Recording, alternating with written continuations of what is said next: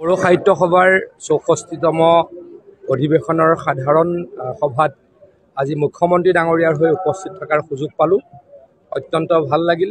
বড়োসকলে যোৱা সময়খিনিত যথেষ্ট পাৰদৰ্শিতাৰে উন্নতি কৰিছে। তেখেতসকলৰ আৰু উন্নতি হওক, সাহিত্যৰ ক্ষেত্ৰত হওক, অৰ্থনৈতিক ক্ষেত্ৰত হওক, সামাজিক ক্ষেত্ৰত অলৰেডি তেখেতলোকে খুব দৃঢ়ভাৱে খোজ দিছে। জাতিটোৰ উন্নতি হওক, তাৰ কাৰণে ভগৱানৰ ওচৰত প্ৰাৰ্থনা কৰিছোঁ। আৰু মুখ্যমন্ত্ৰী ডাঙৰীয়াৰ হৈ এই বিশেষ সভাখনত উপস্থিত থাকিবলৈ পাই অত্যন্ত সুখী হৈছোঁ। তেখেতলোকে যিকেইটা কথা কৈছে, এইকেইটা কথা আমাৰ চৰকাৰে গুৰুত্ব সহকাৰে বিবেচনা কৰি আছে। আৰু হিমন্ত বিশ্ব শৰ্মা ডাঙৰীয়াই বা তেখেতৰ চৰকাৰখনে বা তেখেতৰ দিনতেই BTRৰ যথেষ্টখিনি কাম হৈছে। ৰাস্তা পথৰেই হওক, বানপানী প্ৰতিৰোধৰ ক্ষেত্ৰতেই হওক বা অন্য ক্ষেত্ৰতেই হওক, BTRক অৰ্থনৈতিকভাৱে যথেষ্ট ফাণ্ড দিয়া হৈছে। এইখিনি কামো পৰৱৰ্তী সময়ত হ'ব বুলি মই আশাবাদী।